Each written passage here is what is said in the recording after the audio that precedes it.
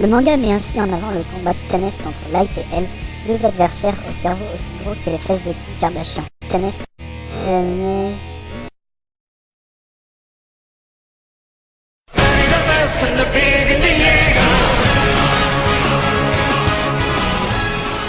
Shingeki no Kyojin, en français L'attaque des titans, est un shonen extrêmement populaire sorti en 2009 qui a connu un énorme succès dès ses débuts.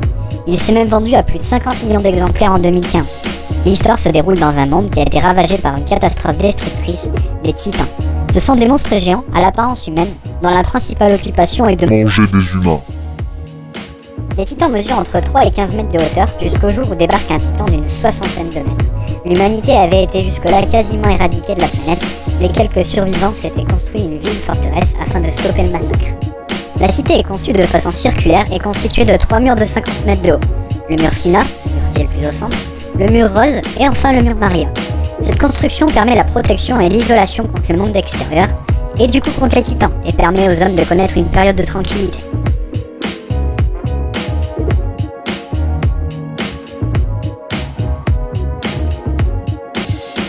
Mais v'là-t-il pas que l'autre titan colossal se pointe et explose le mur, permettant aux autres titans d'entrer, et l'enfer se répète après 100 ans de tranquillité.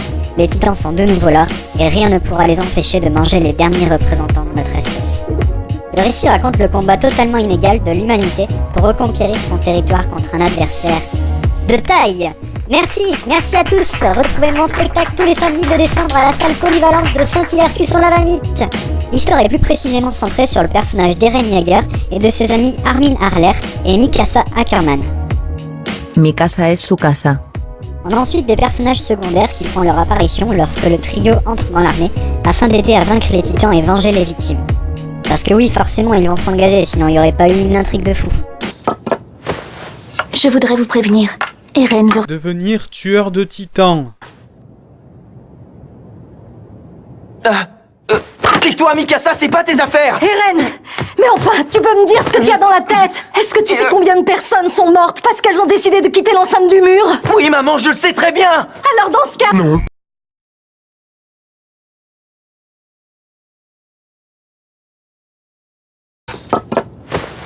Je voudrais vous prévenir.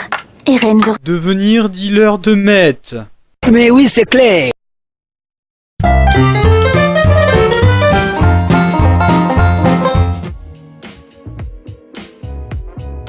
Après un petit temps passé à parler du synopsis, un petit temps, t'as compris le jeu de mots? On va parler maintenant de la menace. Si vous avez du mal à visualiser à quel point le combat entre les humains et les titans est inégal, imaginez si un jour les fourmis décidaient de nous tuer. Les titans se nourrissent des humains, mais apparemment uniquement par plaisir, puisque ce n'est pas un besoin vital. Et ils ne sont pas intéressés par les autres formes de vie. D'où le fait que ça soit un petit peu un problème. Ce qui m'a frappé en premier quand j'ai commencé à lire le manga, c'est l'aspect général des titans justement.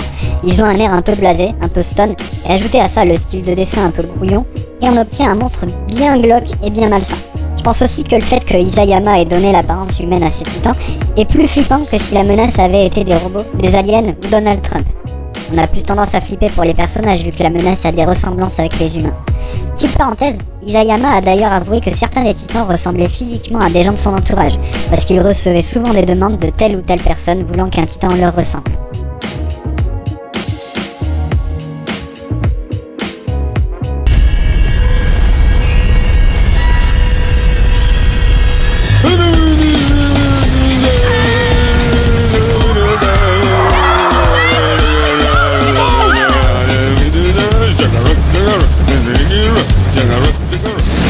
Eren passe son temps à nous dire que ce qu'il désire le plus, c'est bouffer du titan, mais à part lui et Mikasa, tous les personnages sont sans arrêt en train de se faire dessus. Ce qui est normal face à un monstre de 15 mètres de haut, tu vas me dire. Mais la détresse et la perte d'espoir des personnages rend le côté apocalyptique carrément bien foutu. Du coup, on passe notre temps à angoisser en même temps que les personnages, on a la boule au ventre rien qu'au son des pas d'un titan, et on prie pour la survie de tel ou tel personnage. Parce que oui, il faut le dire, l'attaque des titans c'est un peu le Game of Thrones des mangas. Faut pas trop s'attacher à telle ou telle personne parce qu'il y a de grandes chances qu'elle meure 2 chapitres plus loin. D'ailleurs, ce que je reproche à la plupart des mangas, c'est qu'ils sont extrêmement lents à mettre en place. Ici, on te balance le concept, les héros, et hop, on te fout un titan de 60 mètres de haut et c'est mignon qui bouffe tout le monde. La popularité de l'attaque des titans est surtout due au fait qu'il est original, très bien écrit et on s'ennuie pas devant. Le suspense est toujours présent. L'animation est aussi juste ouf, la vitesse de déplacement et des combats est époustouflante. L'émotion des personnages est très bien retranscrite, surtout la peur et le désespoir. La musique se mêle parfaitement à l'action. Le visuel et les costumes steampunk ainsi que l'ambiance dark fantasy forment une atmosphère unique. Et bordel, les titans sont tellement réussis et tellement flippants. Tout ça fait que l'attaque des titans mérite largement le succès qu'il connaît. Lisez le manga ou regardez l'anime, obligé. Par contre, les choses ne sont jamais toutes roses parce qu'il y a un mais. Il y a eu un live action, l'attaque des titans, qui est sorti en 2 films. Et ces 2 films ont été totalement pourris par les fans. Et il y a de quoi. Bon, on retrouve Eren, Mikasa et Armin avec les mêmes idéologies et le même rêve de pouvoir un jour découvrir le monde extérieur, en dehors des murs de la cité. Mais au passage, c'est quoi ce début de film, genre la petite maison dans la prairie? On se fait déjà chier pendant les 10 premières minutes. C'est tellement pas l'attaque des titans.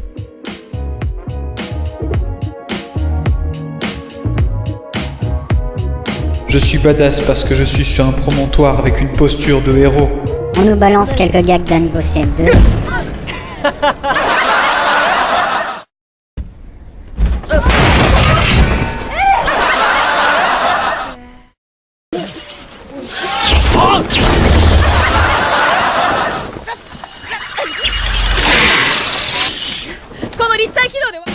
Et enfin, l'histoire se met en route avec l'apparition du titan. Sur ce coup-là, j'ai rien à dire par contre. Le titan colossal m'a fait bader. Il est parfait, on sent vraiment le désespoir des humains et la supériorité de ce monstre. Les titans en général sont également pour moi très bien réalisés. Ils sont pas très flippants, mais ils sont bien glauques à souhait. Leurs rires, ils sont pour beaucoup qui sont juste affreux et donnent vraiment l'impression que les titans jouent avec les humains et sont contents de la peur ceci.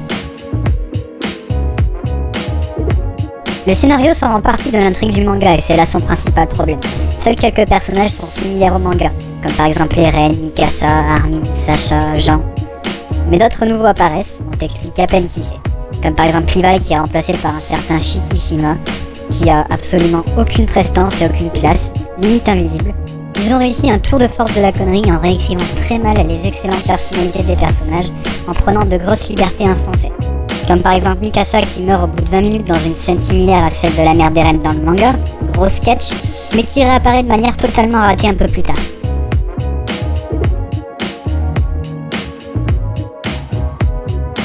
Oh là là, mais qui ça peut bien être?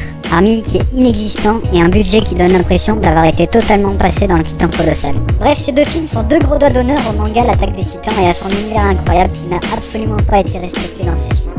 Et je vais pas m'étaler là-dessus, histoire de pas salir la réputation d'un des meilleurs mangas. Donc les 2 films Attaque des Titans méritent d'être oubliés dès qu'on les a vus. On passe maintenant à 10 choses à savoir sur l'Attaque des Titans, la vraie version.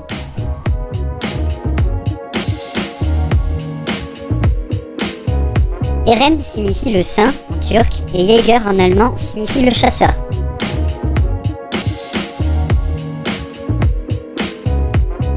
Les 2 titans capturés pour que Hansi puisse les étudier, Somni et Bin, ont été nommés ainsi à cause d'Alexander Somni Bin, un chef de clan écossais de 48 membres exécuté pour meurtre et cannibalisme au XVIe siècle.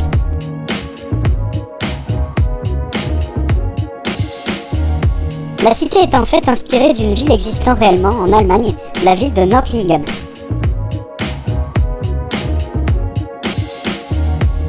Le personnage de Pixie s'est inspiré pour son design d'un général japonais, Akiyama Yoshifuru.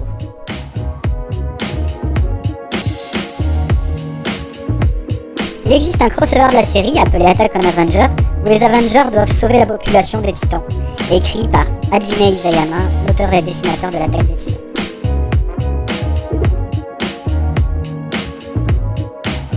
Les Titans ont été inspirés de mecs bourrés. Un jour, Isayama se trouvait dans un bar et une épave est venue lui parler. Mais l'homme n'arrivait pas à aligner 2 mots et Isayama ne comprenait rien du tout de ce que le mec lui racontait. Et l'homme s'est donc énervé et l'a attrapé au creux. Isayama s'est fait la réflexion que c'était quand même dingue d'être de la même espèce et de ne pas arriver à communiquer. Et également que l'être humain est l'animal le plus effrayant du monde. Les Titans étaient nés. Mon pauvre ami, un peu de tenue. Mais vous avez trop bu de Jäger. Meister.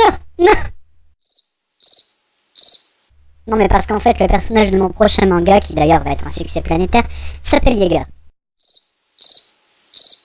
Baka.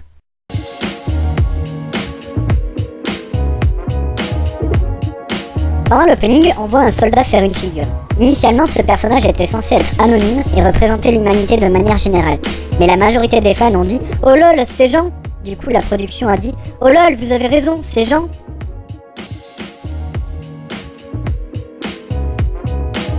Les créateurs ont été carrément pris au dépourvu par la popularité de l'Attaque des Titans. C'est pour ça qu'il y a 3 ans entre la première et la deuxième saison.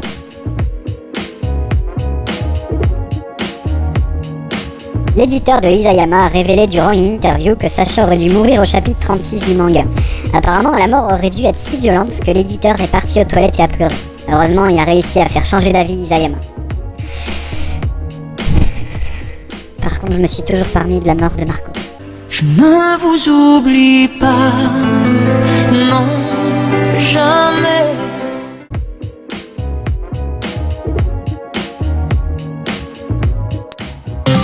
Confidence in Motion. La marque de voiture Subaru, en collaboration avec l'équipe du long métrage, avait sorti un spot de pub à l'époque avec des guests.